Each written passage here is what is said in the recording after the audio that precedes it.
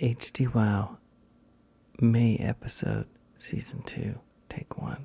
Hello and welcome to High Tea with Old Waver, otherwise take 2. Htwow May episode, season 2, take 2. Hello and welcome to High Tea with Old Waver, otherwise known as HTWOW. My name is Dave. His name is Toby. Say hello, Toby. Hello. And before we get to the exciting content, including a fantastic book report by Mr. Toby Pipes, we want to bring your attention to a couple things. We have this time with you before the proper pod to just do a little house cleaning, to talk about some things that we don't necessarily want to belabor during the pod. We'll talk about being a patron several times in this episode, but if you're a patron, you have access to HTWOW After Dark, which is the after party of this podcast, with lots more tunes and lots more fun and lots more drinking. It's loads of fun. We would like you to go to oldwaver.com and click on the premium link and become a patron.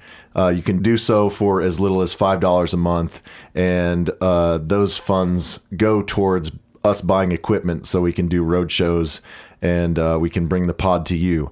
And also want to make a request.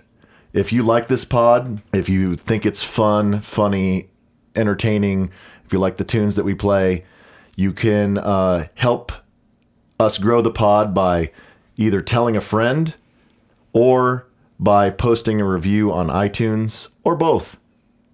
We're 5 stars, by the way.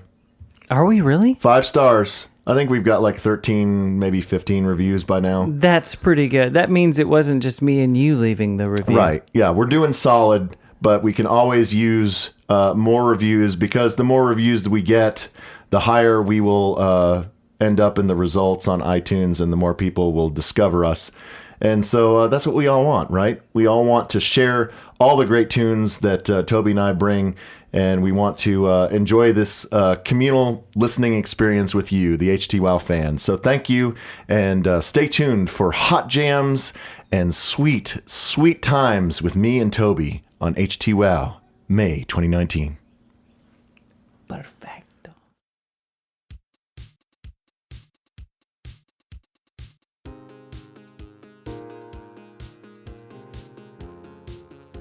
I can't believe he wrote What a Feeling. Do you remember that one? What a feeling, and feel believing, and I've been through your life, to the passion, and make it happen. Is that the one where she gets the water? Like she's No, that's Maniac, isn't it? Oh yeah.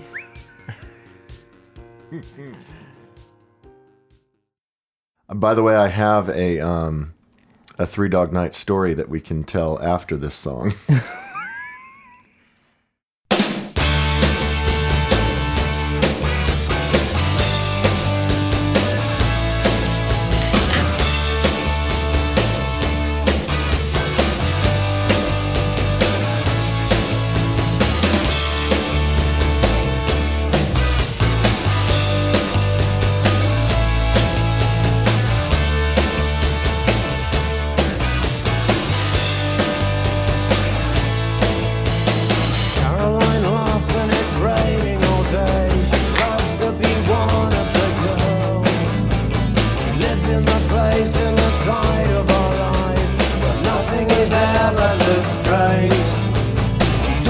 Around and she smiles and she says, "This is it, that's the end of the joke." And loses herself in her dreaming and sleep, and her lovers walk through in their clothes. She's pretty in pain, isn't she? Pretty in pain, isn't she?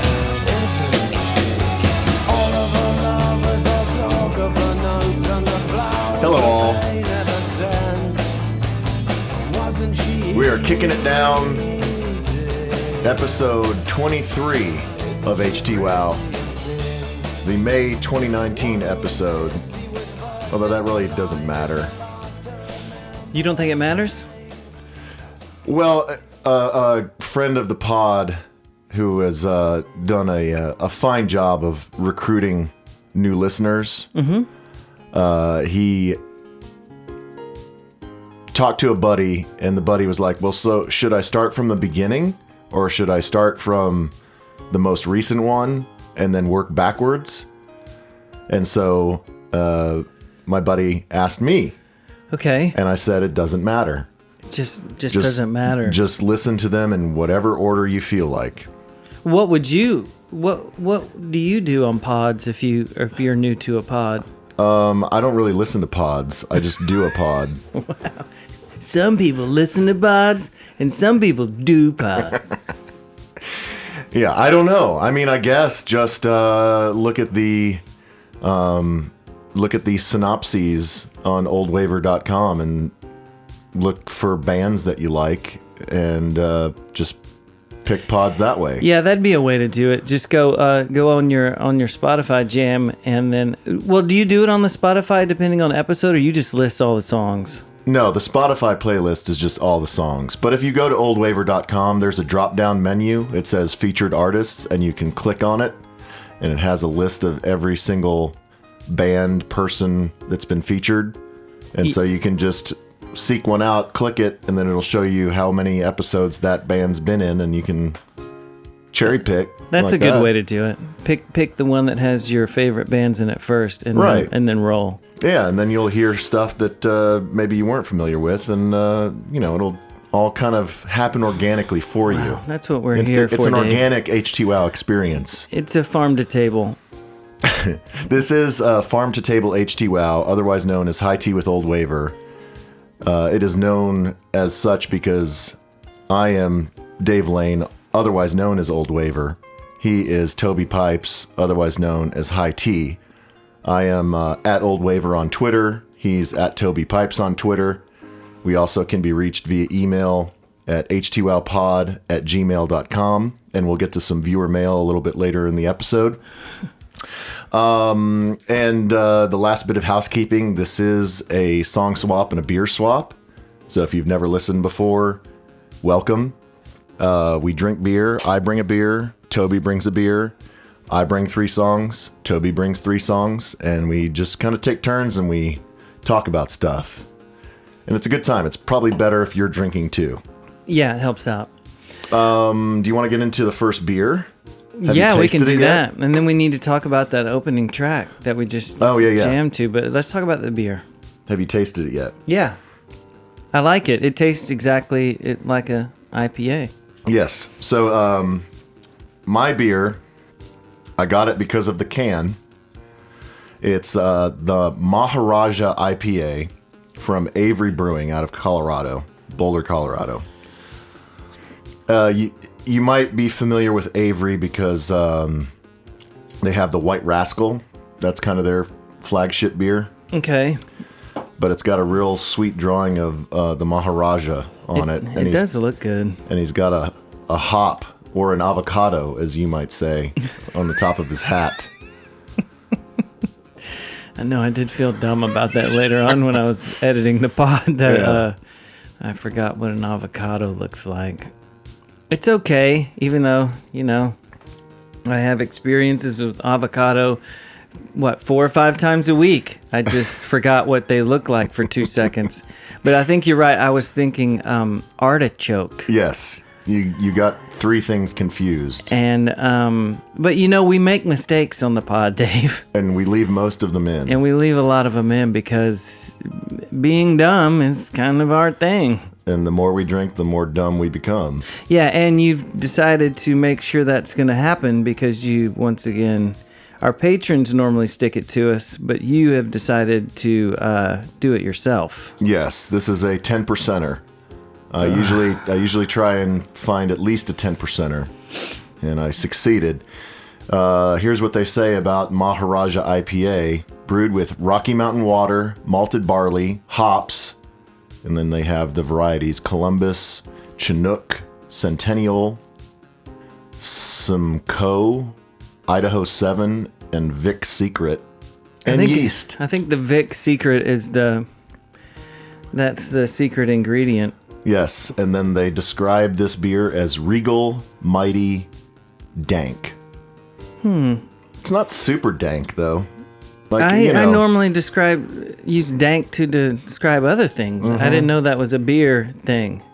Yeah, well, there is, I guess, a kind of an odor that really dank hops have in common with other things that are dank.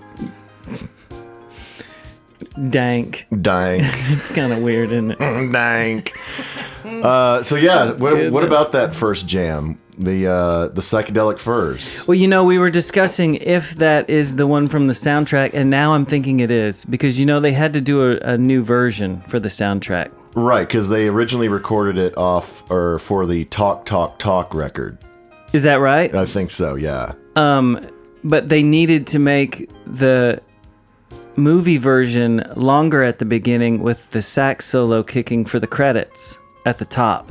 Oh, okay. And they needed that snare hit, the pop, bam. You know what I mean? Yeah.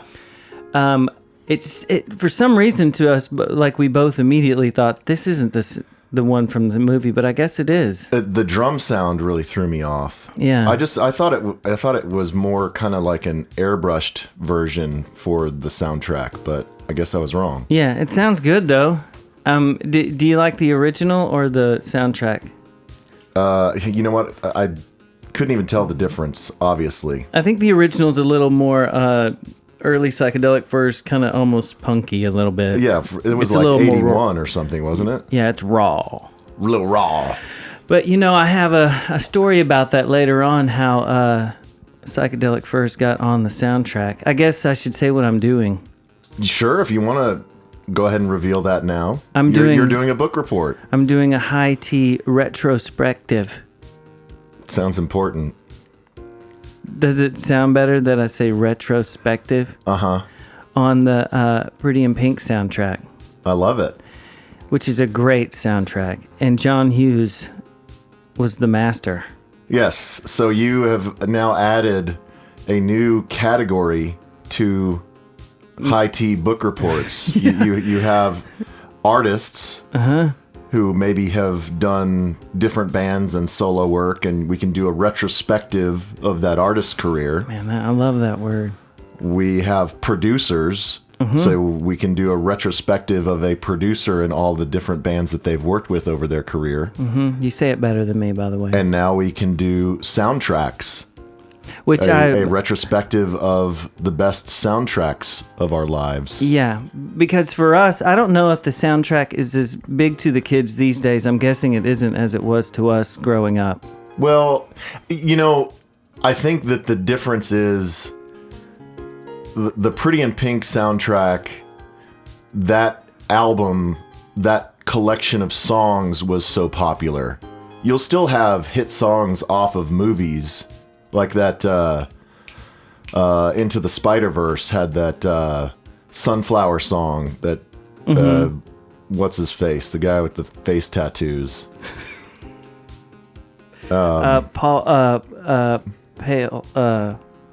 What's his name? Post Malone. Yes. Post Malone, and then he had some rapper with him. I don't even know who it was. Yeah. But that song was huge. Yeah. Like my daughter now says that that's her favorite song, or it was. She just switched. What did she switch it to? Yeah, they'll redo those on the Kids Bop. Yeah. Clean them up a little bit. Yeah, so Sunflower was her favorite song, and she just told me that she had a new favorite song, and I can't remember what it was. It's not the new T-Swift? No, it wasn't the new T-Swift. Come on, bro. Man, I can't remember. But yeah, I don't try and brainwash my kid. Maybe when she gets a little bit older, I'll guilt her into listening to good music, but... Well, Pace goes back and forth, but the reason why she gets into awful stuff sometimes is your fault. Because one day in the car, you told us what Kids Bop was, and there's no turning back, because she used to just listen to 80s jams. I'm sorry. But she still does. Well, I feel like you maybe were robbing her of her childhood. And I think I helped her. She still, she likes to go back to Thompson Twins or the Go-Go's at any moment. Those are still on the list. But, Kids Bop is really not that bad. They'll throw a Dua Lipa on you. Yeah, I did hear the Dua Lipa on there. I'm glad we brought her up again. Yeah. Do you... I can start to explain about the opening song, or maybe I should wait to do that till right before I play one of my first jams, because it's... Yeah, why don't you, in the ramp up to your first jam, kind of get back into the story of the soundtrack? I will. Yeah, so let's go ahead and get right to my first tune, and let's get to the quality content that people are so excited to hear on their podcast player. Good. I have an exciting new song from a very exciting band, a band that has had a resurgence, a reunification, a very successful reunification, at least, in our minds. Mm-hmm. I'm speaking of the band Ride. Oh, I didn't realize you were going to play a Ride jam. Yes, so Ride was one of the kind of linchpins of the early 90s shoegaze scene. And their first album, Nowhere, which came out in 90, was one of the touchstones of the shoegaze movement. And then they kind of they kind of went in a different direction after that. Well, didn't some of the members end up in Oasis? Yeah, Gem Archer, or Gem. Oh, was it just one dude? I think it's just him. All right. Well, no, I think Andy Bell in Oasis too? I thought he was, or he could have ended up in Liam's band, or I yeah, feel like well, Ride. I think everybody who was in Oasis after Oasis split, they ended up going with Liam, so I think they were in Liam's band. So yeah, the band is Andy Bell, Mark Gardner, Laz Colbert, and Steve Queralt. And this isn't the same Andy Bell that we are so fond of. No, this isn't Erasure Andy Bell. That would be really weird. Yeah, so Andy Bell, he had a band after Ride split up called Hurricane Number 1. I remember them. And then he joined Oasis and played bass in Oasis. And then he, I guess, played in Liam's various solo bands. So now they're back. They are, Ride has a new record? Well, yes, they have a new record coming out in August. They came out with a reunion record in 2017, which was called Weather Diaries. Did you listen to any of that? No, I had no idea Ride was doing stuff again. Yes, well, so they were part of the Hyde Park Cure show that I went to. Oh, remember? Yeah, in the middle of the game and all the... Yeah, so they played the second stage at that gig. Did you make that one? I remember there was hard times getting there. Yeah, it was difficult navigating from one stage to the other because it was so crowded. But I did get to see a handful of Ride tunes and got to see, the main jam from the Nowhere record, Vapor Trail, which was I really wanted to hear anyways. And but they've been touring on Weather Diaries for the last 2 years, and then they just released a brand new single, and it's the first single off of an album entitled This Is Not a Safe Place, which will come out in the middle of August. And so this tune is called Future Love, and as I said, they kind of, after they started out as a shoegaze band, they kind of went into kind of a weird Britpop phase, but they weren't really Britpop. They were kind of like, I don't know, like 70s throwbacks. Yeah, I was about to say they always seemed to me like just a rock and roll band. Yeah, and then they broke up in the mid 90s, and so but when they got back together, they kind of went back to their original chimey, melodic shoegaze sound. I used to have a record of theirs called Tarantula. Yeah, was that a thing? I mean, that was one of their later ones, yeah. Yeah. I think I really liked that. I can't remember what's on it. I don't remember either. But yeah, man, Ride they're good. Yes. The two main guys, Mark Gardner and Andy Bell, they have a lot of great guitar interplay.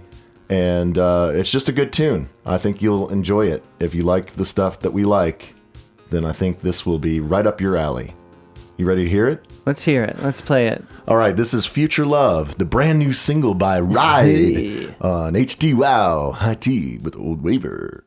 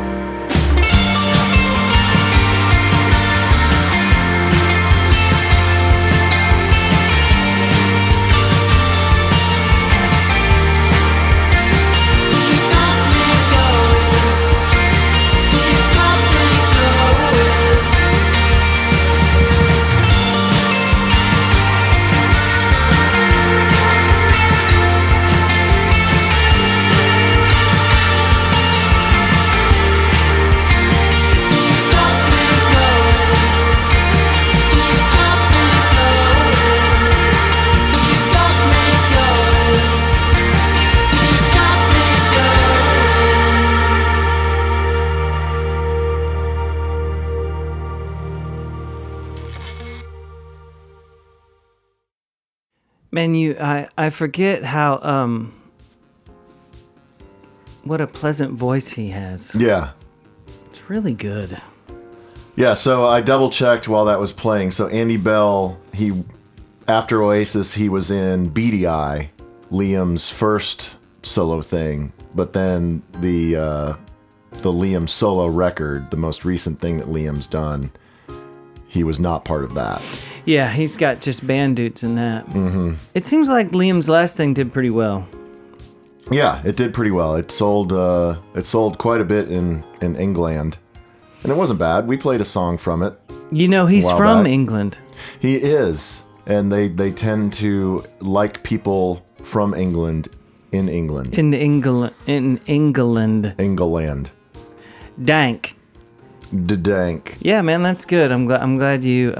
See, Dave, that's why this works out, because I didn't even know Ride cared to make records anymore. But there you are. They do, and I also brought Nowhere on vinyl for the After Dark. Oh man, what's After Dark, Dave? Oh, it's funny. You should ask. After Dark is the subscription-only podcast that you can only get by being a patron. Well, what kind of stuff happens on the After Dark? Well, the After Dark is kind of the inverse of the regular HTWOW because we are super wasted. We record it after dark, after we record this one. Mm-hmm. And instead of a bunch of talking and 6 songs, it's less talking in 10 songs. Well, I gotta say, I think people. It's kind of a party. Yeah, you put up our new graphics for the After Dark recently. Uh-huh. And I think people like that even more than the pod. Right, yeah. And we need to thank our buddy Tim, who does all our logos and artwork. Our artiste. Yes, Tim Childress, talented MFer. He made us an After Dark logo that I told him make it look like Night Flight. And boy, it sure does. It looks just like Night Flight. So good. Well, maybe we should listen to a little sample of what's it called again? It's called HTWOW After Dark. Yes, if you were to become a patron, this is what you might hear.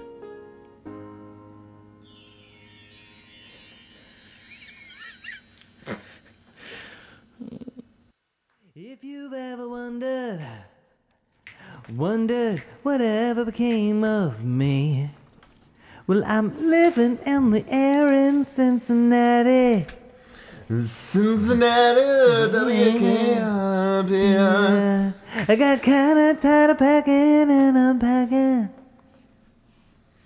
Downtown, up and down the dial. Ooh, baby, you and me, we're never meant to be. But baby, think of me once in a while. I'm at WKRP in Cincinnati.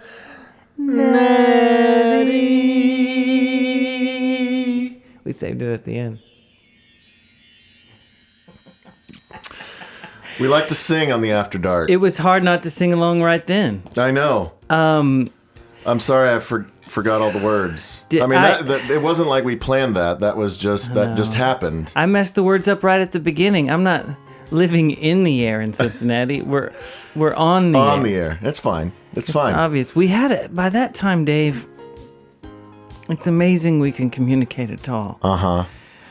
So if that interests you at all, you can go to oldwaver.com and click on the premium link, or you can search HTWOW on patreon.com if you're familiar with Patreon, if you subscribe to other stuff there. Just look for HTWOW, and there are basically 3 different levels. There's like a level if you just want to make like a one-time tip jar type donation, but then there's also levels where you get to get some merch. You can get a koozie, you can get a t-shirt, you can get a scarf, and I need to actually what are the ones where you can pick the brews? Oh yeah. So if you do the t-shirt level, you get to pick the beers that we drink. If you pick the scarf level, you get to pick the theme of an episode. And that's happening next month. Yes, next month we have our first patron theme. And so Melissa has asked us to do a synth-based episode. Which is great. I mean, it's not a far reach for us. That we'll be able to do that. Yeah, so let me read what she said. Oh, we're going to read some viewer mail. Yes, we are going to read some viewer mail. From our top readers. Dear HTWOW. Do you want to hear the thing again after you say Dear HTWOW, the chimes? I'm really proud of them. Sure. Yes, so Melissa writes. Hold on, do you want to hear it right after you say it? So okay. Melissa writes. Take 2. Melissa writes, Dear HTWOW. As for a theme, Synth music. So love talking about various synth bands. Listen to OMD, Erasure, Ultravox, Visage, Simple Minds, Kraftwerk, DAF, Human League, Heaven 17, Depeche Mode, and etc. So she kind of just left it wide open, whatever we want to do with that. No, that's great. We should go... I was thinking maybe we should do all vinyl. Yeah, we can do all vinyl, but I can do the beginnings of synth, and you can do your favorite synths. Sure. I can play some Neu and some Kraftwerk again and play early synth stuff that's just awesome. Yeah, so we'll figure out how to pay off Melissa's request, but yes. And you know what? We should carry that on like I'm doing the soundtrack thing into the After Dark. Just keep it Synth Day. Yeah, absolutely. Next month, not only the episode, but the After Dark will be all super gay synth music. Good. I love it. And I want to, before we move on to your book report, want to get to some viewer mail. Let's hear it. Are you ready for this? I love it. If you would like good to send, stuff? Yes, it's great stuff. It's no hate stuff. The first one, and by the way, if you would like to write us, our email address, I think I mentioned it before, HTWOWpod@gmail.com. So Cody writes, Dear HTWOW, been listening to HTWOW from the start, was never into the whole synth pop British new wave thing at all, but after listening all this time, I've realized I've been missing out. What do you recommend as far as bands and albums I need to dive into first? What bands are your all-time favorites? I collect vinyl, I need to start picking up stuff and getting into this new genre, but I don't know where to begin. Help. Thanks, guys. Keep up the great work. So, next month, the June pod is going to be essential for Cody. Good. So that all works out timing-wise. Yes. So, Melissa has given us the task of a synth-based theme, and Cody is asking for a primer on what to get into as far as synth music goes. So it's all going to work out great next month. It really will. And one more from our P1 Lane. He is a patron. You're going to love this. I'm ready. He says, Hello, Dave and Toby. Thanks for continuing to kill it at HTWowing us all. We love it, and we love you all for making it. I know a lot of work goes into editing down not just the show, but the bonus pod for us super fans, and I thought it might make it easier for you if you release the bonus pod 2 weeks after the main podcast. This would not only give you guys extra time to edit, but also make sure that we superfans have a steady stream of HTWOW approximately every 2 weeks. I think people would see it as a bonus, not a delay. Wow. Maybe that's just me, though. Just an idea. No pressure. No, man, I feel like I might have written that myself and made up a fake name. That would be awesome. He's totally right. I wish, the problem is that is the way it should be, but the last couple of months have been busy. Yeah, so we're barely getting it in. You have a lot of stuff going on. So under the water. But I would say after this month, things will be planned out a little better. Okay. Because Lane is trying to make life easier for you. Yeah, man, thank goodness. That's very nice. He concludes, thanks again for keeping this going. Such a fun idea for a podcast. I really enjoy it. Y'all should try Cigar City High Life sometime. I think we did. On the pod or not, it's 7.5. It's freaking delicious. Bonus fact, we have sort of the same name. My first name is David and my middle name is Lane. Who knew? Then he says, also, I played guitar for Laser when that was a thing. You're kidding me. Sort of on an indefinite hiatus at this point, so that's even more ticket connection. Norm's theme song, Laser? Yeah. That is genius. Thanks for keeping this fun podcast going, Lane. Wow.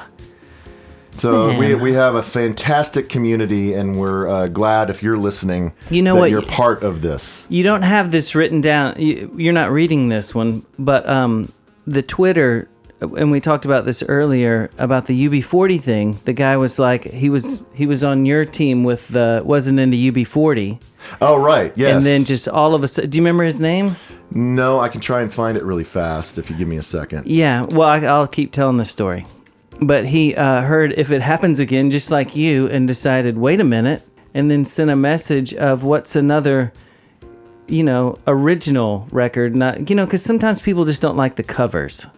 Right. And I think their original records are better. I think red wine is an automatic punch out. Yeah. And I totally get why the covers would kill people, but their original stuff's better. And they have a record, I think, self-titled called UB40 that has another duet with Chrissy Hine that I told him about. And we're chatting on the Twitter and sending it back and forth with UB40 and the thing, and UB40 chimed in. Yeah, they liked the tweet. How cool is that? They liked you spreading the UB40 gospel. I know, isn't that great?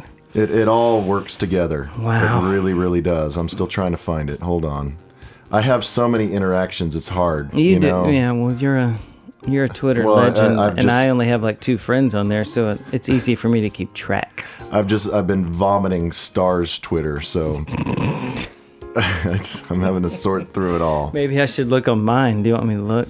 Yeah, you probably should. You'd find it sooner. Go and get you some when you want stuff.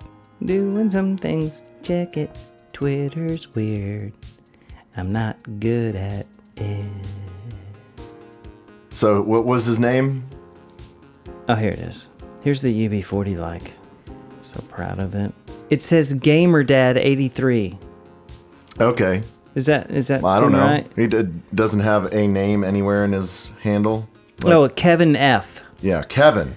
So yes, Kevin came around a little bit on UB40 thanks to last month's pod. Mm-hmm. And then UB40 liked the fact that I know. we did made you see them a my new picture fan. that I sent him? Oh, yeah. It's got Jet in it, or my black cat, sitting in front of the UB40 record, which is always cool. Can I get to my book report? I feel like we've just been spouting. Yeah, well, that's why I wanted to do this now, because I felt like it would be too much to cram into the beginning. You're right. And so we are 1 track down. We are almost 1 beer down. I'm definitely going to do another Maharaja before we get into your beer. But we are going to get into your first, or kind of your first proper entry from the Pretty in Pink soundtrack. Yeah, well, we already heard one little bit of it. And now that we're doing all this, I feel like we could have done a whole thing on just John Hughes. Sure. Because he was so important. Yeah, I didn't realize that they had metal bats until I got there. No, I didn't realize that John Hughes was just the producer. No, he didn't write Pretty in Pink? He wrote it. Okay. He wrote it, and I guess he was one of the producers. He wasn't the main producer, but it was directed by Howard Deutsch. Okay. I mean, he wrote the movie Pretty in Pink, not the song. Right. He wrote the script for the movie. So he was co-executive producer, John Hughes was. But it was John Hughes who insisted that Howard Deutsch include all of these kind of post-punk new wave bands and songs into the soundtrack. Because those movies, 16 Candles, Breakfast Club, Pretty in Pink, Ferris Bueller's Day Off, was Some Kind of Wonderful John Hughes? That was John Hughes, wasn't it? I think so. If it wasn't, they copied him. But another great soundtrack. But I guess Breakfast Club was... Weird Science. Weird Science. Man, see, those were... Yes, all those Some movies, Kind of Wonderful was as well. All those movies were our life movies when we were younger. That's what it was like in the 80s. But the soundtracks really meant a lot because you always got the soundtrack to the movies. Like Ferris Bueller had Zig Zig Sputnik on it. Remember that stuff? And it had didn't he have a Cabaret Voltaire poster in his bedroom? Yeah, he had a Cabaret Voltaire poster, but they didn't make the soundtrack, which that was a letdown. But that Yellow song, you remember? Oh, yeah? Yeah, and that was massive. I mean, no one would have heard of that tune except being in clubs if it wasn't for that movie. Right, I mean, and it was perfect in that movie. Oh, it was right when they see the Ferrari, right? Uh-huh. And in Breakfast Club, Don't You Forget About Me, and this is what leads to the Pretty in Pink thing. Did you realize that because Don't You Forget About Me was just a massive Simple Minds song? Right. Right? But it wasn't written for them, right? Is that what you're getting to? They didn't write it. Right. I didn't know that. Yeah, it was written for Billy Idol, and Billy Idol turned it down. Well, actually, they wrote it. The Keith Forsey guy is Billy Idol's producer. Okay. So he was kind of writing it with him in mind, but they pitched it to Brian Ferry first That's weird. to be the singer for the Breakfast Club hit. So, that's the massive song in the movie, right? But he turned it down. And I know Simple Minds, it's a blessing and a curse for them. They distanced for a while, but now they play shows, they sing it. But they nailed it. Yeah, the drummer, the Phil in the middle, everyone, that's an air drum bit. But I can kind of see Brian Ferry singing that. Sure. Right? It wouldn't have been as fist in the air. No, definitely. It wouldn't have been the soundtrack to a million proms and graduations. Right. If it was Brian Ferry. Well, this is what's funny, and I'll get to the prom. Remember the prom scene in Pretty in Pink? Uh-huh. Remember how awkward the dancing was? Yeah. All right, I'll get to that in a second. So Keith Forsey and some other dude wrote the Don't You Forget About Me. And he's on, Keith Forsey is on a lot of that record. And he wrote songs like What a Feeling for Flashdance. Uh-huh. Or I don't know if he was the main, but he's a co-writer with these people. And then he wrote like stuff like Shakedown for Beverly Hills Cop. Uh-huh. And there was another movie. He wrote like some Donna Summer stuff and like some other things. But this is where it gets cool.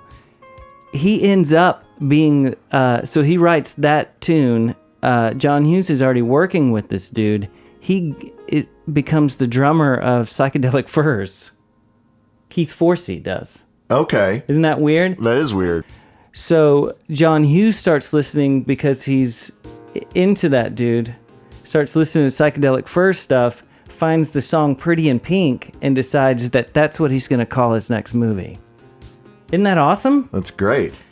But yeah, no, I didn't know Simple Minds didn't write that song until today.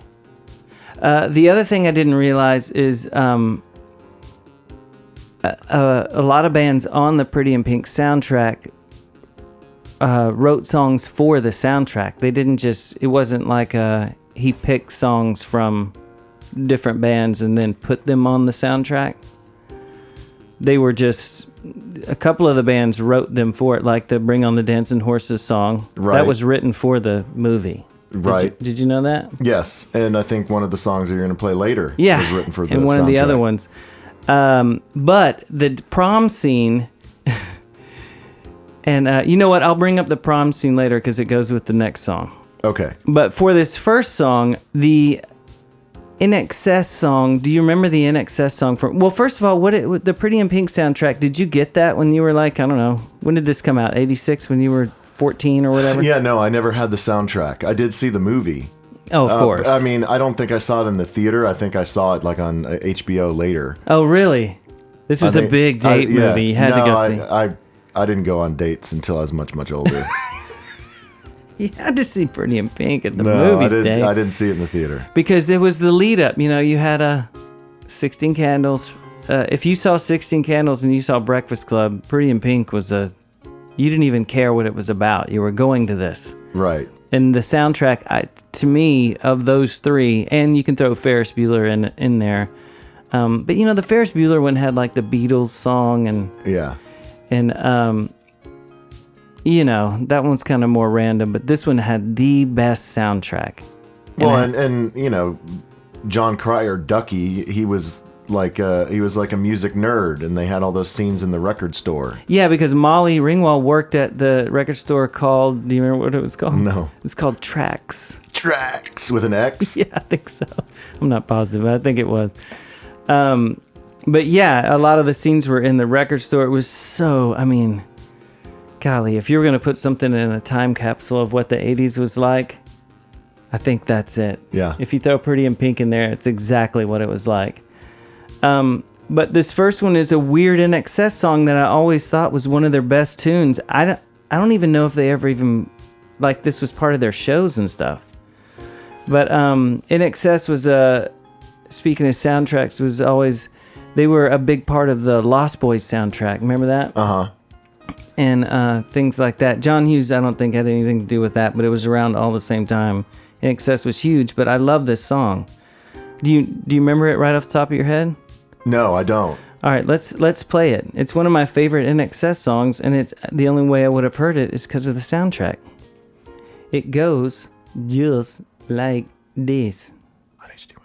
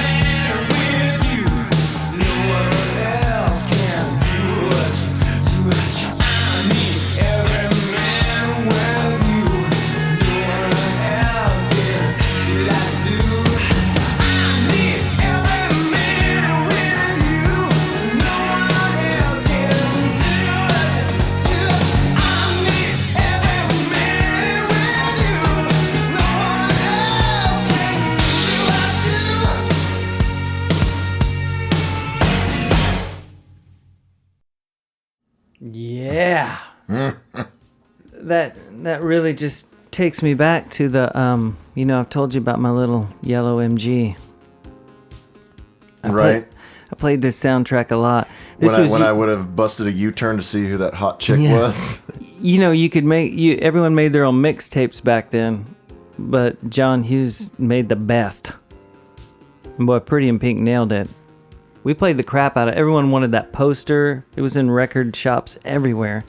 I mean, of course it would be. A lot of the, like you were saying before, a lot of the main scenes in the movie were in a awesome record store that we all used to hang out in when we were 15 years old. Right.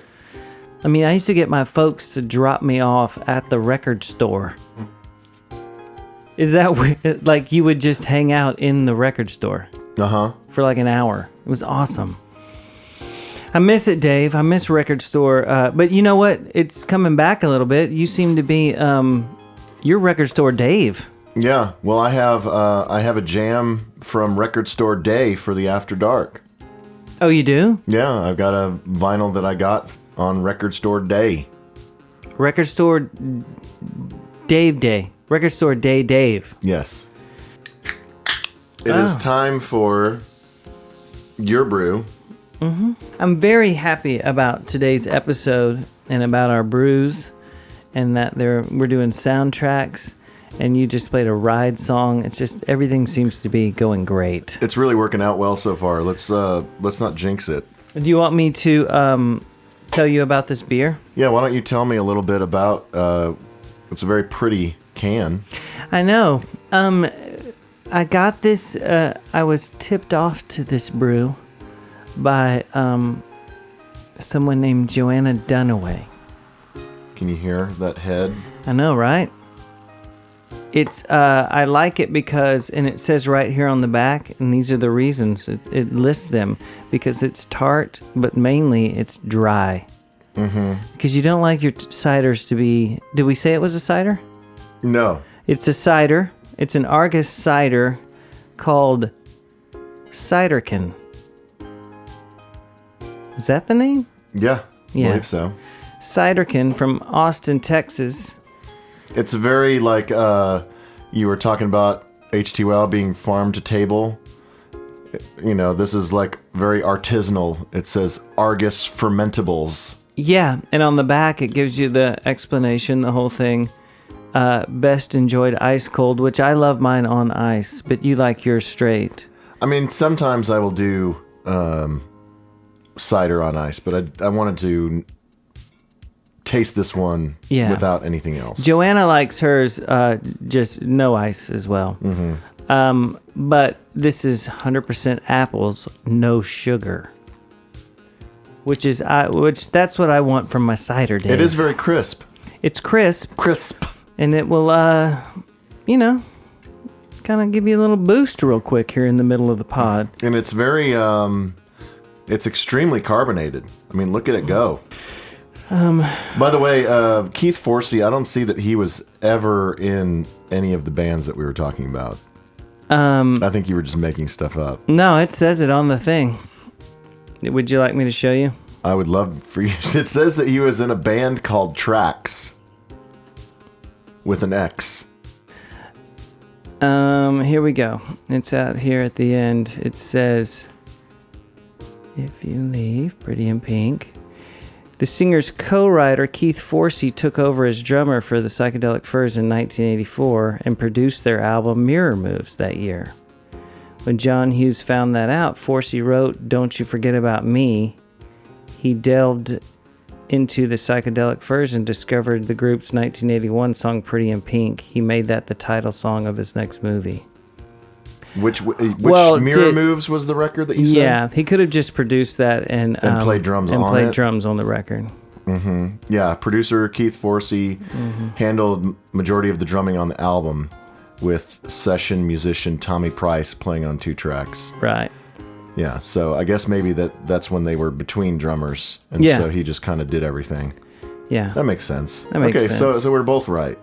Well, I was mainly right. We're both wrong, and we're both right. But I was super mainly right. Yes, you're mainly right, but you're also wrong. I can't believe he wrote What a Feeling. Do you remember that one? What a feeling, and feel believing, and I've been through your life, into passion, and make it happen. Is that the one where she gets the water? Like she's no, that's Maniac, isn't it? Oh yeah. Where she's stomping her feet and splashing the water everywhere. The maniac on the floor. It's a dancing like she's never danced before. Man, I'm gonna have a hard time making all this edit stuff work. Yeah. Well, you now have 2 extra weeks to do the After Dark, thanks to Lane. Yeah. All right. Well, what did we just play? You played the INXS jam. Did you want to say anything else about the INXS jam before we move on to my next one? No, it's a good jam. I love the acoustic, like the sound of it. It sounds good, right? Yeah, I mean, you can tell that they are entering their wheelhouse phase. Yeah. On this, the cool thing about the soundtracks, you'd hear songs you never hear. Like, we all knew the Suzanne Vega song. The My Name is Luca. yeah, she had about the kid that got beaten. Yeah, she had the Lucas song, but no one would have ever heard the tune. What was her jam off this one? The Left of Center. And you know Joe Jackson was on that? No? He played piano on it. Left of center off of the skip. And do the ending, and do the something, and do the something when an ending. Remember that jam? Should I play that in After Dark? If you want to. There's a couple of other ones I'm going to play in the After Dark. Have you ever heard of a dude named Jesse Johnson? No. Can't wait till you see a picture of Jesse Johnson. And I might play remember the Beloise song? How do you say it? Is it Beloise or Belouse Some? I don't know what you're talking about. You never heard of that dude? Uh-uh. All right, I'm definitely playing that in After Dark. But let's move on. Soundtrack's good. Let's go to other stuff. All right, let's get to my next one. This is a band. I asked you before we started recording if you were familiar, and it's a band that neither of us have really listened to much, but we have friends that this is one of their pet bands. Mm-hmm. This is a band known as Starflyer 59. Right. The hi-fi guys were really into them, and like I mentioned before, Roller Skate Skinny, and like Swerve Driver would have been sort of a part of all this kind of stuff, right. Even though they were a bit older, I think. Well, it's mainly one dude, a guy named Jason Martin, and he started Starflyer 59 in 1993 in Riverside, California, and in the I guess the last 25 years, he's put out 2, 4, 6, 8, 10, 12, 14, 15 now full-length records. Golly. Very prolific, and I think that's why I maybe have not really dove into his catalog, just because it's so daunting. There's so many records. It's hard to divot into that. Yes, but he just came out with his 15th, and his 15th record is entitled Back in Black. Young in My Head. And I downloaded it, listened to it, and the entire record is really good. You know, he did, as you mentioned, came up in that kind of shoegaze scene, and Definitely. he was kind of in an American version of Swerve Driver, was in that whole shoegaze movement. And I guess he's gone off into different styles since then. And this one is, it almost has kind of a, I don't know, I wouldn't say country, but just kind of a Western bent to it. And you said this one was you picked the upbeat number. I picked the title track. Okay.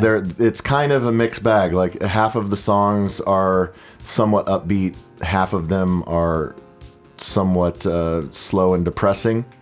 But the entire record is all about getting old. And, you know, I don't know how old he is, but, you know, if you imagine he was probably 18, 20 back in 93, he's about our age. You know, he's mid-40s, pushing 50, and he's, I guess, sensing his own mortality. He's thinking that maybe it's stupid that he's still trying to play music, and that he should grow up, or he should have grown up a long time ago. And so that's kind of the theme of the record. God, it's very depressing. It is very depressing, but the guy just, he, you know, as we mentioned, he's put out 15 records. He's just a really prolific songwriter, and he's a really good songwriter. He just writes really concise, interesting songs. And so even though I'm not like a Starflyer 59 super fan, I just really liked this record, and I really thought that it would be something that the audience would like as well. So do you want to jam it? Yeah, let's hear it, because I haven't revisited the Starflyer 59 in years. Yeah, This and will be good. maybe we can play one of his early jams on the late night. But I hope you like this one. It is the title track. It's entitled "Young in My Head" off "Young in My Head" by Starflyer 59 on HTWOW. HTWOW.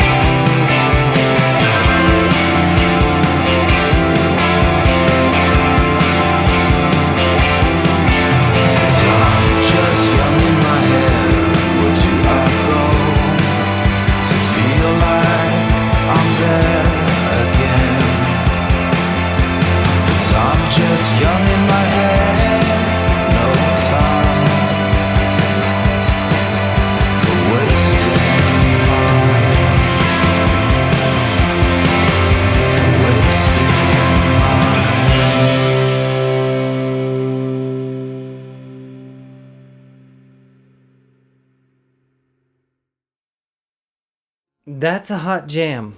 I love the New Order. Yeah, kind of the guitar line the thing. plucky, Yeah, kind of little Peter Hooky thing. yeah. Yeah, it was very cool. Yeah, man. I wonder how they do. Like, how does I Starflyer don't know. 59? If they are they like a sellout trees kind of thing? I don't know. Let me me see where they even have played in Dallas. It's not showing that he's ever played in Dallas. Like them, and they just, it seems like they're one of those bands that maybe doesn't tour that much at all. Or is there even a band? Is it just him?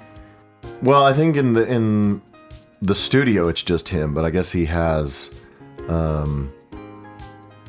but it looks like, man, he has not toured very much. He's played a handful of shows like on the East and West Coast, but that's about it. Huh. So I guess it's more of a studio band than a touring band. That's cool. It's a good jam. Good for him. Yeah, so,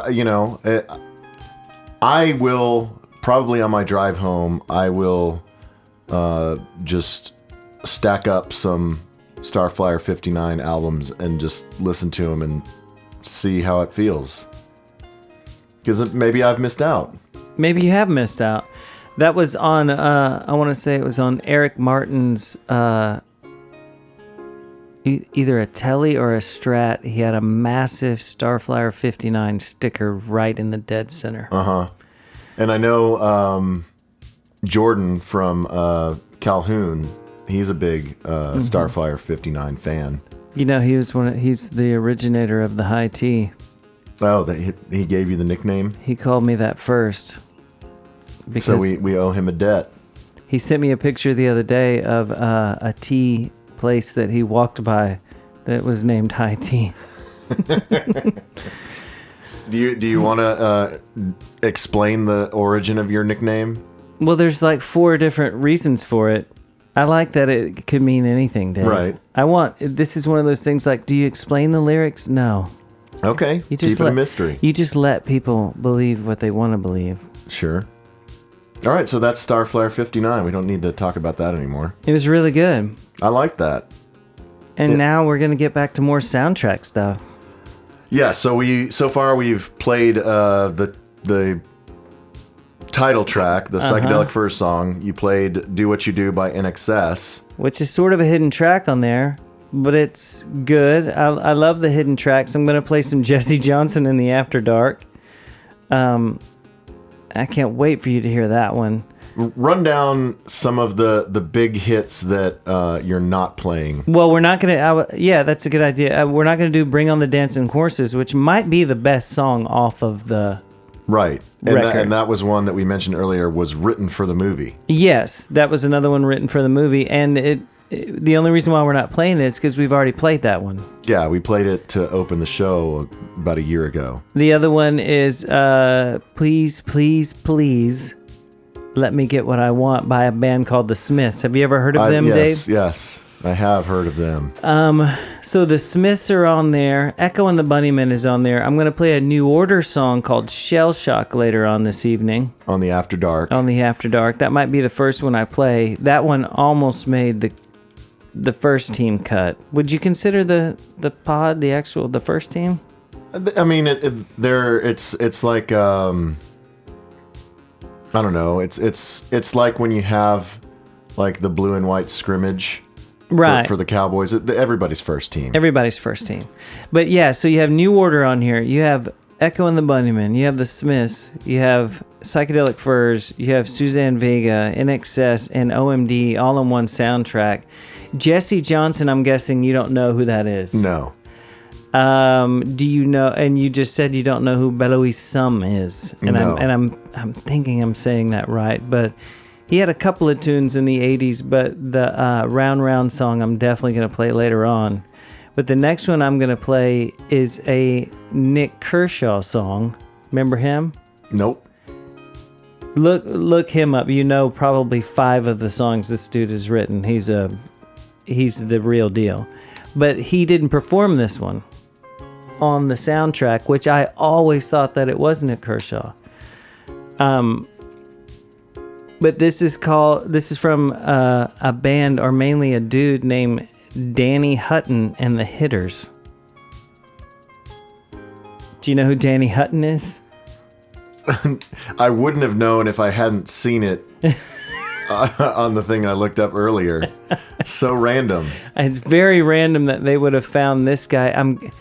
Do you think they asked him to do this? I have no idea. I mean, so he was the singer in Three Dog Night.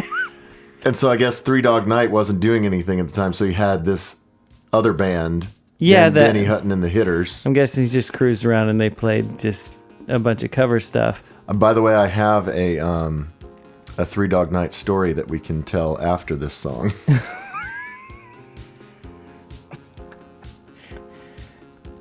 How in the hell do you have a Three Dog Night story? Just wait. That's insane. All right, well, this song was one of those songs, and the only reason why I would have heard this ever is because John Hughes or whoever put this on a soundtrack, and it's one of my favorite songs on the entire thing. Really? Do you know what it is? No. I mean, you'll recognize it instantly. It's a hit. Like, what scene was it in? Do you remember? It's on one of these pages. They go through each scene of when the when the INXS song comes on, or when the Smiths thing, because there's two different versions of the Smiths one that comes on. One of them, Dream Academy, did an instrumental version of it. That's weird. And it's being played at some point, and then the Smiths sign, like a new record for the Smiths is coming up at Trax Record. Anyway, somebody got real nerdy about it and really picked out every single, even behind the, stuff that didn't make the soundtrack. Like every little music that's playing. Remember when Ducky comes in and sings that whole, remember he does the whole routine where he's dancing around the... Oh, in the record store? Yeah, and it's an old, it's an Otis Redding song, right? Oh, yeah. Yeah, either way, it doesn't matter, but that one didn't... There's two New Order songs that didn't make the soundtrack. They're the Elysia, and they did an instrumental version of Perfect Kiss. Yeah, and that's a real important part of the movie is when they're doing the instrumental, right? But it's like a sad bit. Anyway, we're not going to get into all the what songs come up at what times.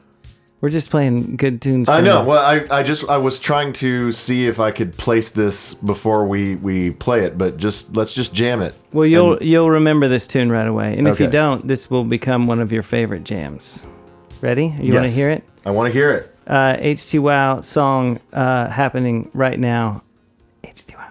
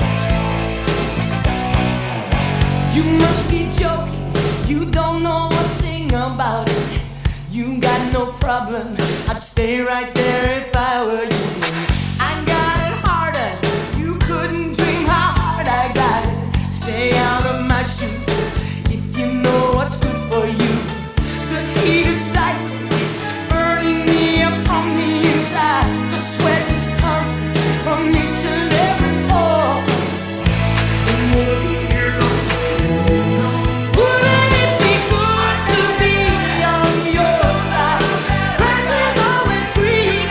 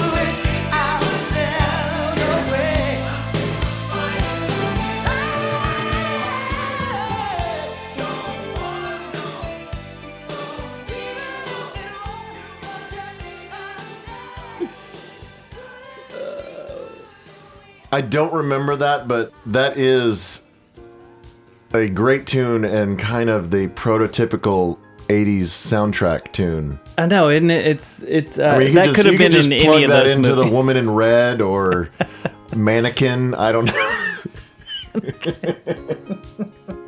How did that come to you? I don't know. Oh my god, that was one of my very first date movies. Was Mannequin. How'd it go? Went well. Remember the hit song from Mannequin? No. Wasn't it the that terrible Starship song?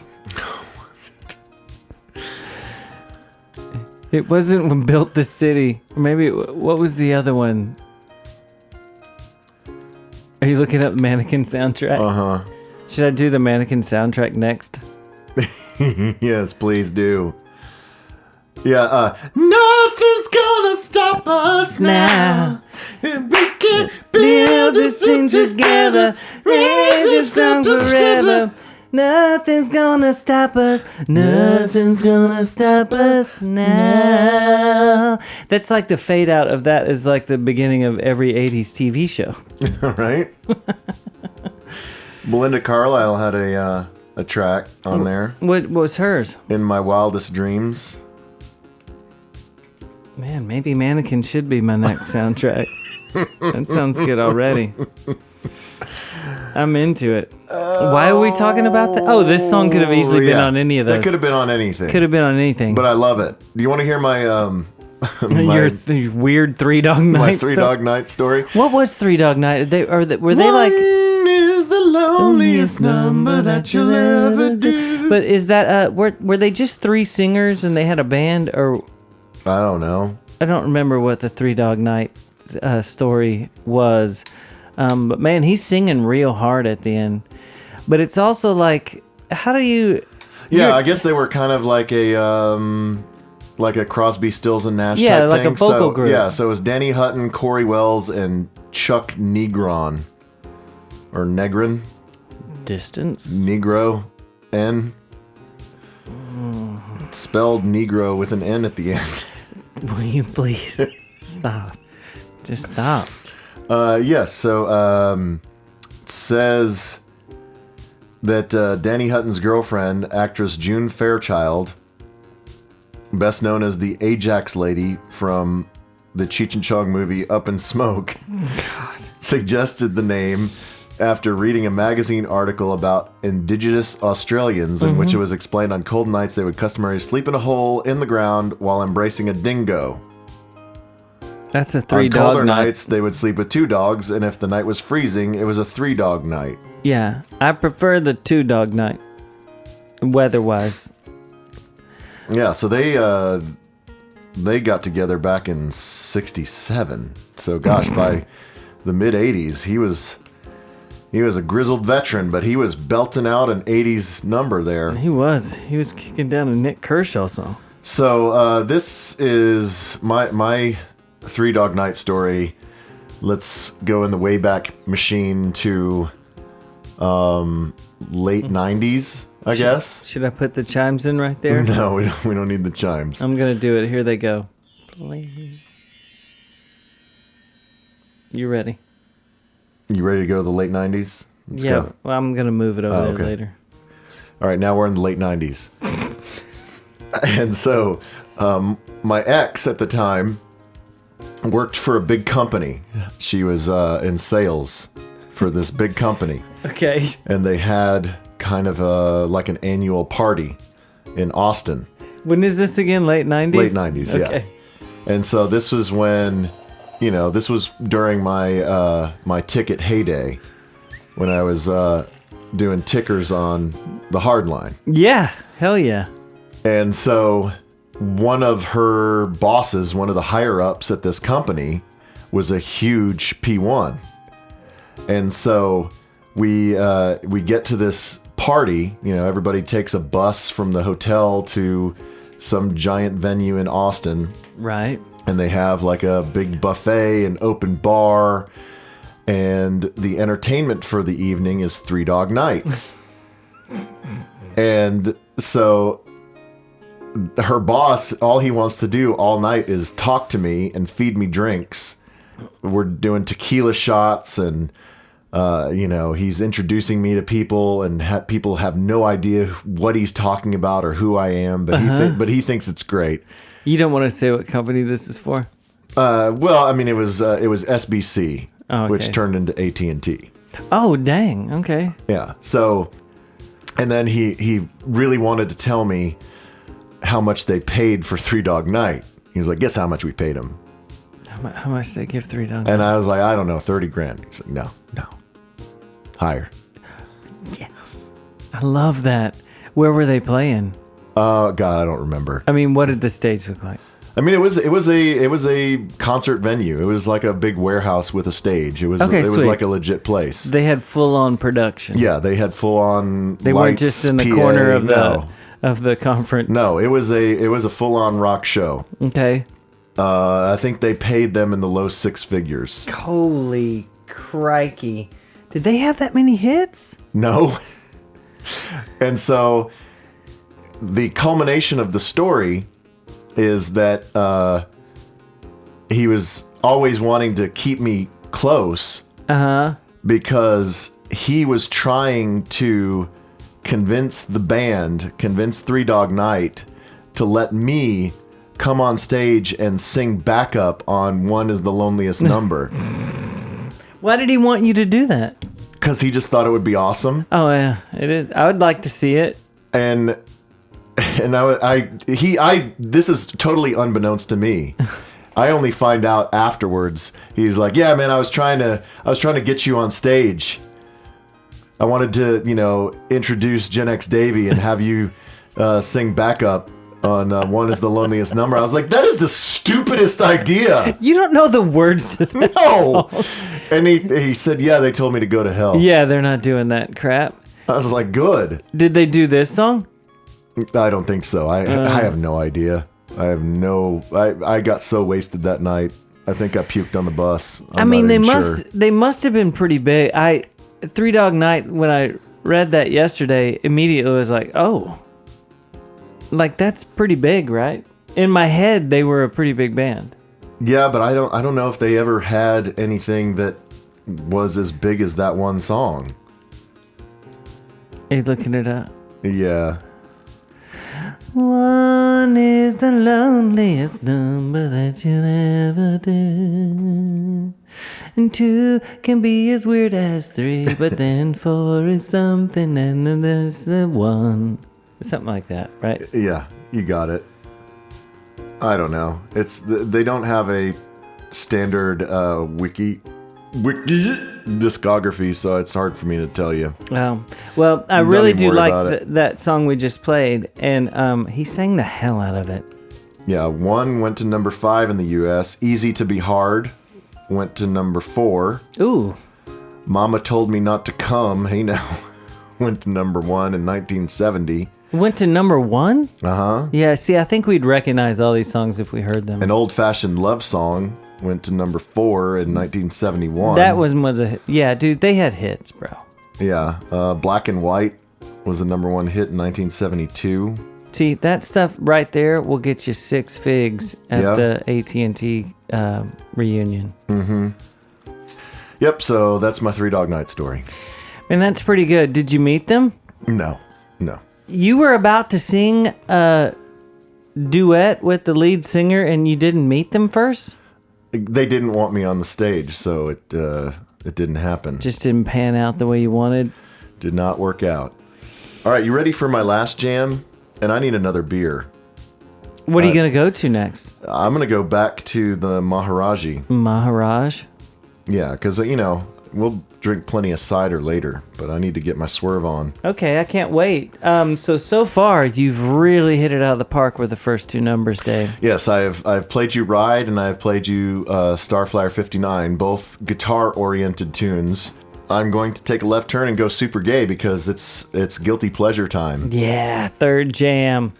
And this is a brand new song by a band that is called Pure Bathing Culture. Are you aware of this band? I am aware of this band, yes. Are you really? Yeah, strangely enough, they're one of those bands that thought of a really good name that when you hear it once, you got it. Right. So yes, I do like this band. Yeah, so they came out with their first record in 2013 called Moon Tides, and that's when I became aware of them. They were very much like a Pitchfork darling, kind of a indie blog band. Are they a Bella Union band? No, they're on Partisan Records. Okay. And so then they came out with a second record in 2015 called Pray for Rain, and that is notable. I mentioned that because they produced it in Dallas with John Cogleton. That's why I know who this is. He's what band was it? The Paper Chase? Yeah, and he did all of the what's the band that did all the Friday Night Lights? Explosions in the Sky. Yeah, he did all their stuff. He worked out of the he's worked out of the studio a few times, but then him and Stuart Sykes opened a studio for a while in Oak Cliff before Stuart moved to Austin. Yes, and Stuart Sykes is notable because I once told him the Nutnicker story at the Old Monk. Yeah. And he's done some pretty big records. Yeah, he's done some pretty big records, and he knows the Nutnicker story. Yeah. So they have opened for the likes of Churches and Death Cab for Cutie and the Shins, and they just put out their third record, which is entitled Night Pass. And it's just a duo. So it's a chick named Sarah Versprill and a dude named Daniel Hindman. Mm-hmm. And where are they from, Dave? They were college students in New Jersey when they met. They lived in Brooklyn. Then they moved to Portland in 2011. So they went from Brooklyn to Portland, from one hipster capital to another. And now they live in Austin. No, I think they're still in Portland. They'll be in Austin soon. But they were playing together in a band called Vetiver. I'm not sure. I like this name better. I'm not sure I've ever heard of them. They're a folk band from San Francisco. Oh God. Oh yeah, it sounds terrible. That sounds but this band, terrible. But Pure Bathing Culture is not a folk band at all. They have moments that kind of sound a little bit like Cocteau Twins here and there. You know, she's got a very distinctive voice, and he plays a lot of lush guitar parts. But this is kind of the single off of the new record, and it's a pretty upbeat, noodly little number that, I don't know, either I'll hit it out of the park again, or you'll think it's really stupid. I don't know. Do you want to hear it? Well, I'll tell you right away when it's over. What do you think? Yeah, I can't wait to hear what you have to say. This is, we're being honest on this, Dave. When we do things, we don't pull I think punches. a lot of people think that we're like, oh man, that's a good jam. Afterwards, that we're just saying that. I'll tell you if I'm not digging it. Right. You can hear it in my voice. Yeah, you don't hide your emotions. You tell it like it is, and that's what we respect about you, Toby. That's what's being. I'm a tough journalist. And that's what HTWOW. It's all about journalistic integrity. It's all about journalistic integrity. Do you want to hear it? Yes, I want to hear it. It is called Devotion. It is off of Pure Bathing Culture's third record, which is entitled Night Pass. Night Pass. And here it is.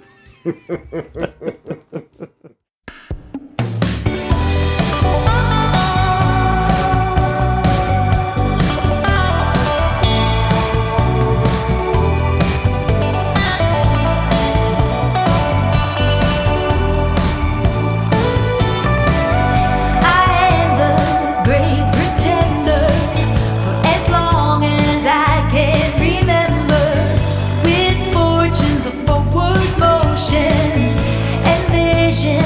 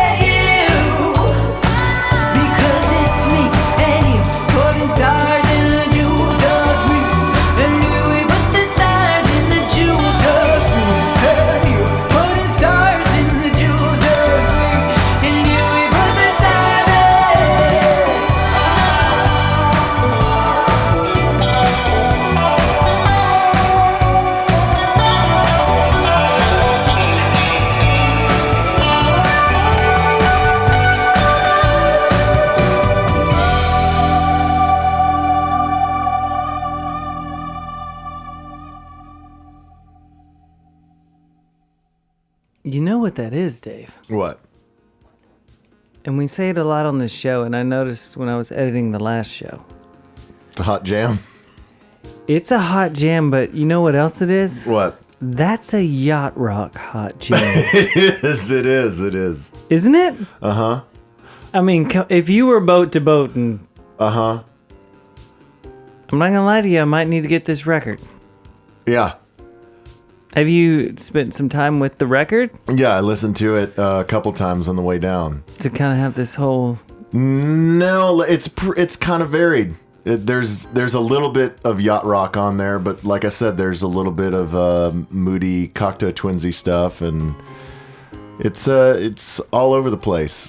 I wasn't expecting her voice to be so Alison Moyet. Yeah, you know what I mean? So I think, strong singer kind of. Yeah, I think that she's maybe I don't know. I don't want to say gain confidence because that can sound derogatory, but she just has kind of evolved into maybe a little bit more of a projecting, passionate vocal style. Yeah, it's good. I mean, Adele could have sung that song. Right? You know what I mean? Yeah, the first record, that Moontides or whatever it was, she had a little bit more kind of breathy, atmospheric type vocals, you know? That sounded like it had soul in it. Yeah, she's getting after it. Well, so... Once again, your last song won. Toby stamp of approval. It totally not did. Not lying, not faking. Not lying, that is not for fake. real. We never fake it for you, no, the pod listener. I am, just like the hot chip, I'm going to be into the bathers of Scarsdale. What's it called? Pure bathing culture. Pure bathing culture. I have no idea what that means. I don't care what it means, Dave. I like it. Good. See, very good. I take risks sometimes, and it pays off. No, that was really good. See, I don't have to take risks because I'm playing hits that were already hits. Yes. Not all the time. I think we're gonna finish strong here, though. We're back to Pretty in Pink, and we've mentioned all the songs that we are not gonna play, and we've played the songs that we are gonna play. So I think that astute listeners can probably figure out what this jam is going to be. Yeah, this is... if Pretty in Pink wasn't the biggest song, or Bring on the Dancing Horses, If You Leave by OMD has got to be... Do you think that might even be the most memorable? Was that like at the prom scene at the very end where it's like... They sum everything up with this song. Yeah, I feel like that's like what the climax of the movie. Yeah, so this is like the... And this was this is a non-album track. This is a song that they wrote for the movie. Mm-hmm. And if you want it on an OMD release, if you don't want to buy the Pretty in Pink soundtrack, you got to buy the best of OMD because it's not on any album. Yeah, this wasn't... Is this around the time of... what was that record? I mean, they had a pretty big record at this time that had Secret on it. Crush? Crush. Yeah, is that what it was? Yeah. I mean, OMD was doing well. Yes. I think but this is their crowning achievement, I think. And you think this is their biggest one? I think this is their best song. I mean, I know Enola Gay is the song that made them famous. And like Tesla Girls and... I mean, they had a lot of good... They had a lot of good songs, but I think that this is the ultimate OMD song, and it makes them a ton of money to this day. I mean, it's in commercials all the time. Yeah. I mean, what wasn't it in one of those dumb investment commercials? Yeah, I think a lot of there were a lot of songs from this soundtrack that are in commercials because it makes people our age want to buy stuff. Right. Yeah, because people our age have money now. In theory, have money. Yeah, in theory. And so advertising executives are like, well, what did they like when they were kids that will make them want to buy stuff? Or at least pay attention to this commercial. Right. Like the Icicle Work song from last time. Yeah, it's like a TD Ameritrade song or something. Or a commercial, not song. TD Ameritrade commercial. Well, there's no setup for it. It's just good. It's just a great song. I feel like I haven't done the... Are we going to watch Pretty in Pink tonight? I feel like we should. I've never been a huge fan of The Breakfast Club. You didn't like that movie? I didn't like it at the time, and just because I felt like it was mean-spirited, and just it had such caricatures. Really? You know, all the characters were such like broad stroke. That's true. Yeah. Stereotypes. You know, the jock and the goth girl, and you know the troubled teen. God, and I was the so nerd. attracted to Ali Sheedy in that movie. Right. Was she your favorite in that one? Yes. Boy, what was the Absolutely. deal with that? I don't know. She was supposed to be the absolute freak, and everyone was like, "Yeah, she's the Yeah, one." it was the eyeliner. Yeah. But I just. And then she came across really good in St. Elmo's Fire. Remember? Yeah, but I was never a huge fan of The Breakfast Club, but Ferris Bueller, Pretty in Pink, and 16 Candles all absolutely hold up. Yeah. I mean, and there's some pretty. I mean, what's the coolest part in 16 Candles? The Thompson Twins song. At the end with the birthday cake on the. Right, when Jake finally hooks up with her. Jake's so handsome. And he's got his 911 parked outside. I think it was. Was it a 911? Was it 911? I don't know. I think it might have been. You're right. Or maybe No, it wasn't a 911. It was a 944. It was a 944. A red 944. It was a red 944. Oh, Damn you, man. Jake. There was a guy at our high school who had a 944. I'm guessing at your school, at Trinity, there were probably a lot more. No, I don't remember a kid having a 944. There was one kid, and everyone was just like, crap. He was kind of dorky, though, so it was... you know. That was his entree to try and get chicks. Yeah, didn't work. Every once in a while, I would have... I don't get it so much anymore because, you know, a few extra LBs. But every once in a while... You get a Jake? I would get a Jake. Really? And I would be like, thank you. That is Holy the greatest compliment you could ever Dave. give me. He is a dreamboat. I don't see it myself, but I'll take it. Man, take the Jake. Yes. And the 944. And the 944. God, I remember that. Remember? She forgot no one remembered her birthday. I know. but Jake Her whole did. family. And then they sat cross-legged on the table, and the Thompson Twins, awesome song. We used to cover that, you know. Did you? It was so good. Also, one of the easiest songs to ever play on guitar if you want to learn it later. All right, let's do it. But this one is probably more complicated, but still a great song. It's by a band called OMD. Just turn it up. That I have seen. How many times have you seen OMD? I think just twice, and only in recent history. But I know you saw them a million times in the day because they always toured with people. What'd you see? Took over the opening slot for... You saw them with Depeche Mode, Spandau Ballet. Spandau Ballet couldn't make the tour, and OMD took it over. and you saw them with Peter Murphy. Is that right? I think so. Man, I've seen them a million times, but the best shows were on their own at the Music Hall in Houston. Really good, man. I mean, these guys know what they're doing. And they seem to have a bit of a resurgence. Yeah. Little bit, don't you think? They've started putting out records again, and they're pretty good. I mean, dude, if the Psychedelic Furs can sell at Granada, OMD should be able to kill that, right? Yeah, I think I saw them at Granada. Oh, you did? Yeah, And how'd it go? it was great. All right, well, let's listen to this song that needs no introduction at all. It's the one of the hits from the movie. Everybody, I want you to imagine yourself at prom, Dave. yeah, everybody imagine that you're Ducky standing at the bottom of the stairs and you see Molly Ringwald in her pink dress. And you point at your shoes and go, I will always be the duck man. Cue the music.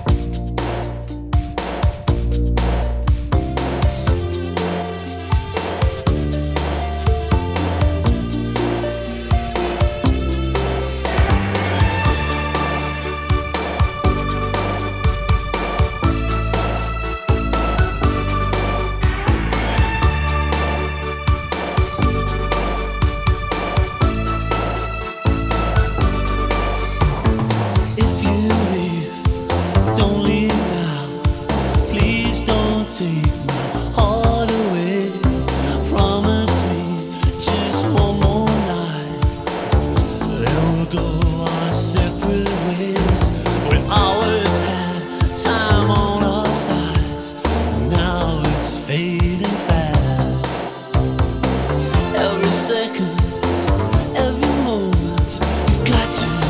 We've got to make it last. I touch you once, I touch you twice.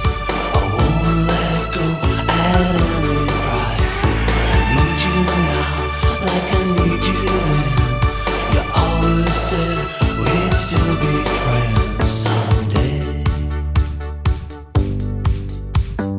If you leave, I won't cry, I won't waste one single day. But if you leave, don't look back, I'll be running the other way.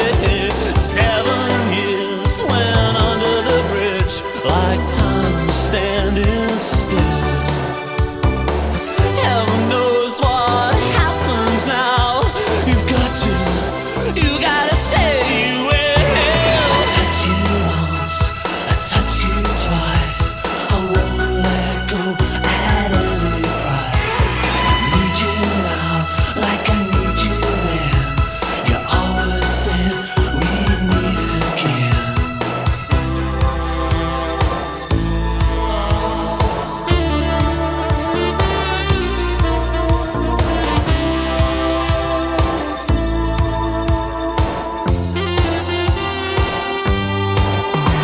I touch you once, I touch you twice. I won't let go at any price. I need you now, like I need you then. You always said we'd still be friends. I touch you once, I touch you twice. I won't let go at any price. I need you now, like I need you then. You always said we'd meet again someday.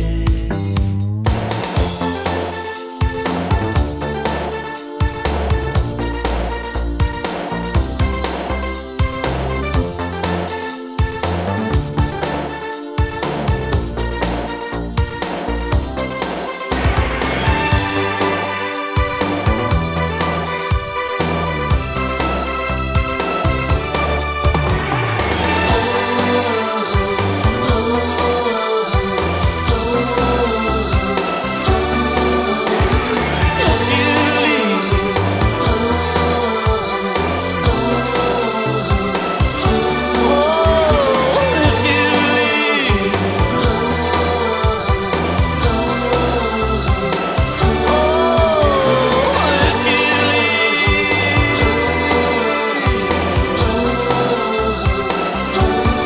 don't look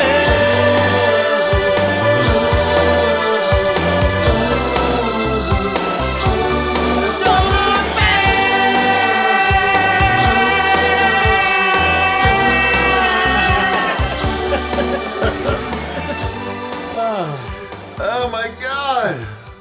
The best. The best, Jerry. The best, Jerry. Golly, that's good. Man. Does that take you back? Every time. Every time.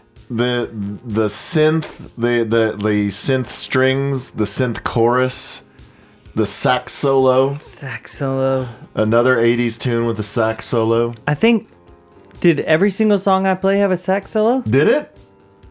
I have a surprise for you, Dave. Remember, What's that? remember the last episode where the sax solo came up during the Cure song? Uh-huh. And I said I've always wanted to record a sax solo. Have you recorded a sax solo? It's coming, Dave. For what project? I don't want to tell you yet. It's a surprise. Shadows of Jets? Nope. It's a surprise. Taylor Young Jam? I can't tell you, Dave. It's a surprise. DBS? There might be a sax solo in a tune coming up, and I can't wait. That's exciting. Man. Great song, and I can't wait to play the other ones in the After Dark. Yeah, if you if you want to get in on the After Dark, go to oldwaver.com, click on the premium link, sign up, and you'll have instant access to all of the After Dark pods.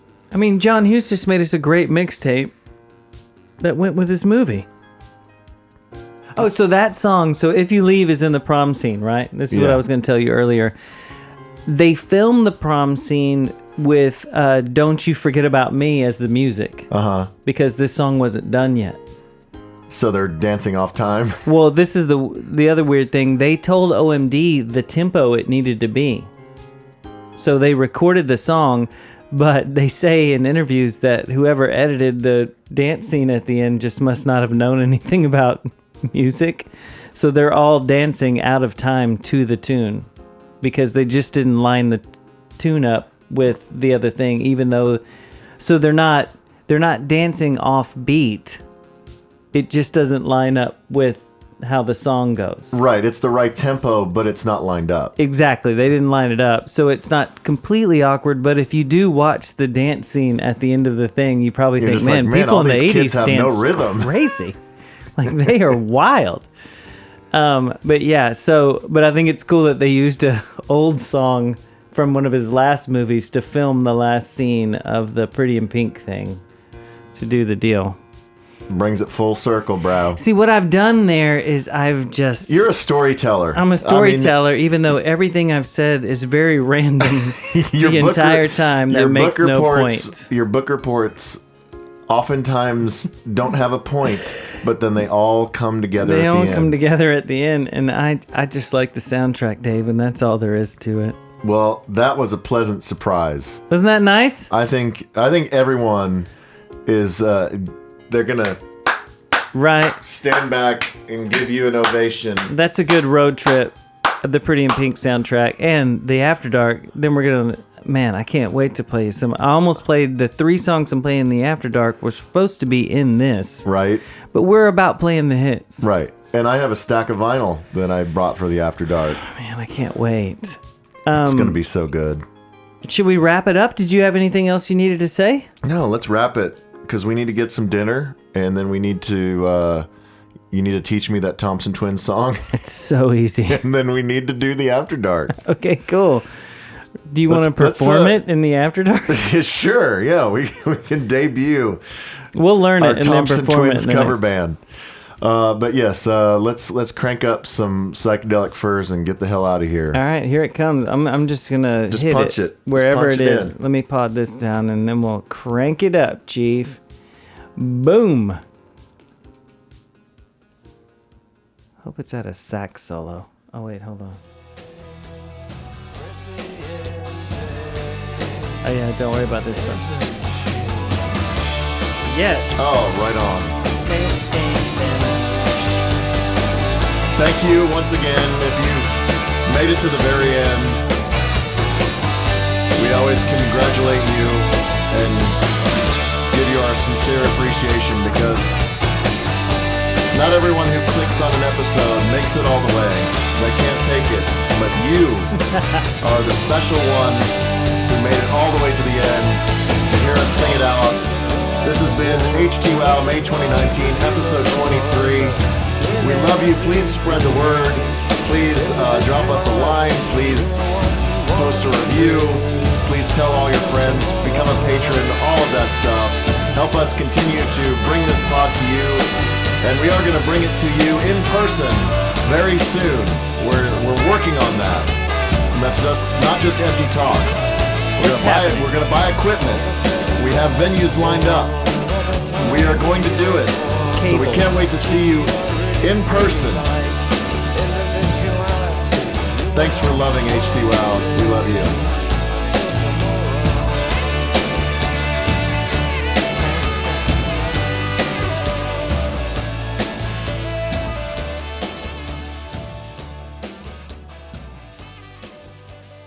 Isn't she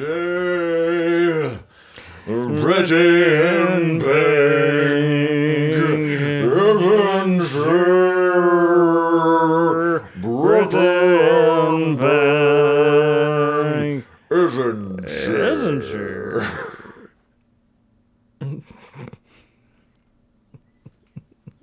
Where's this? I'm glad our bird always joins us at the end. Hit the tempo real quick. The tempo?